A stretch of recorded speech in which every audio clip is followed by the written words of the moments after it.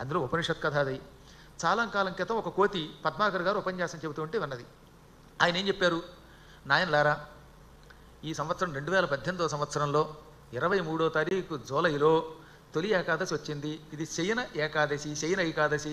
ఈనాడు పొద్దున్నే కృష్ణానదిలోనో గోదావరిలోనో గంగలోనో స్నానం చేయండి, చేసి ఈరోజు ఉపవాసం ఉండండి, ఉపవాసం ఉండి భగవద్ధ్యానం చేసి పురాణాలు వింటే చాలా మంచిది అని చెప్పాను నేను. అందులో కోతి వచ్చింది.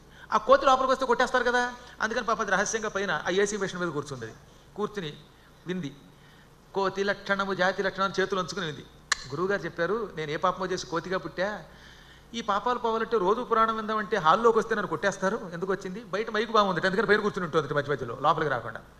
కానీ రోజు పురాణం విందామంటే కొన్ని ఇబ్బందులు వస్తూ ఉంటే, చీకటి పడితే కళ్ళు కనపడవు, అన్నీ అలా ఉన్నా గురువుగారు చెప్పినట్టే ఈ శయన ఏకాదశికి ఉపవాసం ఉంటాను. ఒక్కరోజు ఉపవాసం ఉండి ఇక దగ్గరలో అమరావతి ఉంది, అందులో స్నానం చేస్తాను, వెళ్ళి అందులో ములుగుతాను, ఈ పూట ఉపవాసం ఉంటాను, ఉపవాసం అయ్యాక పద్మాకర్ గారు ఉపన్యాసం వింటాను, ఆ తర్వాత తరిస్తాను అనుకుంది పాపం. అనుకుని పాపం కోతి మొత్తం మీద కృష్ణానదిలో స్నానం చేసింది. ఉపవాసం ఉందాం అనుకుంది. చెట్టెక్కి కూర్చుంది. కూర్చున్నాక దానికి ఒక అరగంట గడిచింది. రామ్ రామ్ రామ్ అనుకుంటూ ఉంటే కడుపులో ఆమ్ ఆమ్ ఆములు ఆములు అనిపించింది. రాముడు రాముడు అనుకుంటుంటే ఇవిడికి ఆము తినాలనిపించింది.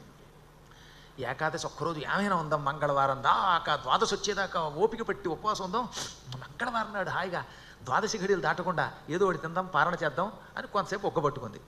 ఇంతలో దానికి ఒక అనుమానం వచ్చింది. ఇప్పుడే కళ్ళు తిరుగుతున్నాయి, రేపు మంగళవారం ద్వాదశి వచ్చేదాకా నేను ఇలాగే కూర్చుంటే కళ్ళు తిరిగి చెట్టు మించి కింద పడి చచ్చిపోతానేమో, ఆహారం తెచ్చుకోలేనేమో, కాబట్టి ద్వాదశి ఘడియలు దాటకుండా రెడీగా ఆహారం పెట్టుకుంటే గొడవ ఉండదు. అప్పుడు ఏకాదశి పూర్తయి ద్వాదశి రాగానే మళ్ళీ బుడుంగును స్నానం చేసి దగ్గరలో తిండి ఉంటుంది కనుక ఆ తిండి తినేయచ్చు అనుకుని బయటికి రాగానే ఆ బయట ఎవరో అరటిపళ్ళు గలవాడు అమ్ముకునేవాడు పెట్టాడు. చక్కెర కేళి అరటిపళ్ళు అనమాట. వాళ్ళు కొంతమంది దిక్మాల పడి పట్టుకొస్తారు, ఇంత ఉంటాయి అది, అవి ఎవడు తింటాడు. అలా కాకుండా మంచి చక్కెర పేళి అరటిపళ్ళు ఇంత లావు ఉన్నాయి, పొతకల్లో ఉన్నాయట, అటువంటి గెలంతా వాడికి తెలియకుండా తస్కరించింది. కోతులు పట్టుకుపోతుండే కొనుక్కోకర్లా, కోతులకి దొంగతనం అనే భయం లేస్తుమా, అందువల్ల మీరు మాత్రం అలా పట్టుకెళ్ళకూడదు. మీరు అలా పట్టుకెళ్ళరు ఎలాగో పుణ్యాత్తులు, ఏదో కుర్రగాళ్ళు అప్పుడప్పుడు వచ్చి కోతులు కనుక వాడు పట్టుకుపోతున్నారు కదా చేతుల నుంచి, మామూలు వాడు పట్టుకెళ్ళడు కదా.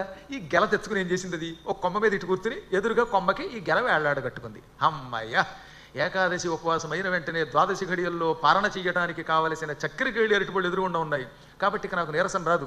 నీరసం వచ్చినా ఎదురుగుండా ఉన్న కొమ్మ మీదే పళ్ళు ఉన్నాయి కనుక మెల్లిగా పాక్కుంటూ వెళ్ళి ఆ పళ్ళు తింటాను, మళ్ళీ ఓపిక వస్తుంది అనుకున్నది. అనుకుని అలాగే చక్కెరకేళికే చూసింది. రామ్ రామ్ చక్కెరకేళి, రామ్ రామ్ చక్కెరకేళి, రామ్ అనుకున్నప్పుడల్లా చక్కెరకేళి కనబడుతుంది.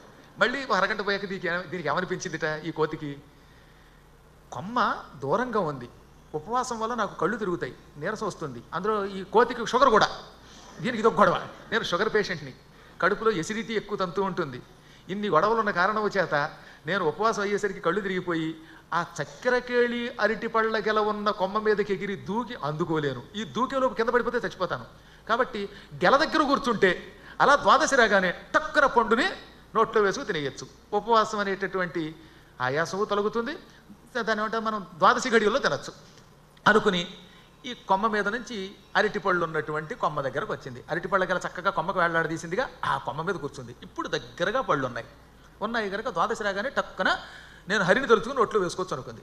మళ్ళీ దానికి అనుమానం వచ్చింది, కోతులు తొక్కతో ఉన్న పండు తినవండోయి, తొక్క తీసి ఆ లోపల ఉన్న పండే తింటాయి. ఇప్పటికే నాకు షివరింగు, బీపీ ఎక్కువగా ఉంది, షుగర్ ఓవర్ అయ్యింది, ట్యాబ్లెట్ వేసుకోలేదు, పొద్దున్న నేను తినలేదు, రేపు పొద్దున్న ద్వాదశి వచ్చే సమయానికి చేతులు వణికిపోవటం వల్ల అరటిపండు పట్టి పీకి తొక్క తీయలేనేమో, తొక్క తీయలేకపోతే నోట్లో వేసుకోలేను కదా, తినకపోతే చచ్చిపోతానేమో, పళ్ళన్నీ ఒలిచి ఒళ్ళో వేసుకుంటే అలా ద్వాదశి రాగానే తొక్క ఒలవబడిన పళ్ళు కనుక నోట్లో వేసుకుని అని మింగేయచ్చు, అప్పుడు నాకు ఓపిక వస్తుంది అనుకుని ఆ అరటిపళ్ళ గెల్లో ఉన్న పళ్ళన్నీ పీకి ఒళ్ళో వేసుకుని తొక్క తీసేసి ఉత్తి పండు వేసుకుందిట. ఇప్పుడు మళ్ళీ అనుమానం వచ్చింది, ఇంకా కళ్ళు తిరుగుతాయి, అప్పుడు ఈ పండు ఒళ్ళోంచి తీసి నోట్లో పెట్టుకోవడం కష్టమేమో, నోట్లోనే పెట్టుకుని ఉంటే ద్వాదశి రాగానే గుడుక్కుని మింగచ్చు కదా అని ఓ పండు తీసి నోట్లో పెట్టుకుంది.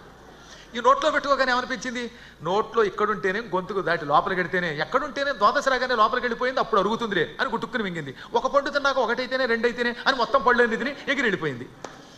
ఇది కోతి ఉపవాసం. ఆ కోతి మనమే, మన మనస్సే కోతి, అందుకే మనస్సుని కోతితో పోల్చారు, చపలత్వం పొందుతుంది కనుక. ఇంక నీకు ఉపవాసం ఏంటి? అందుకని ఏం చెప్పాడు భగవంతుడు, ఈ పిచ్చి దాని మీదకి వెళ్లకుండా ఉండడానికి లఘువుగా ఏదన్నా నువ్వు తిను, అప్పుడు నీకు చీటికి మటుకి దృష్టి దాని మీదకి వెళ్ళదు. ఎప్పుడైతే నీవు సంపూర్ణంగా ఉపవాసం ఉండాలని అనుకుంటావో అప్పుడు నీ మనసు ఇంకొంచెం లాగుతుంది, ఎందుకంటే బలవాన్ ఇంద్రియగ్రామో విధ్వంసమపి కర్షతి కనుక, ఇంద్రియములు బలమైనవి మనల్ని మరీ దగ్గరికి లాగుతాయి, అప్పుడు దాన్ని జయించడం కష్టం కనుక కొంచెం దీని కడుపులో పారేస్తే అప్పుడు నీకు వ్యామోహం పోతుందన్నమాట.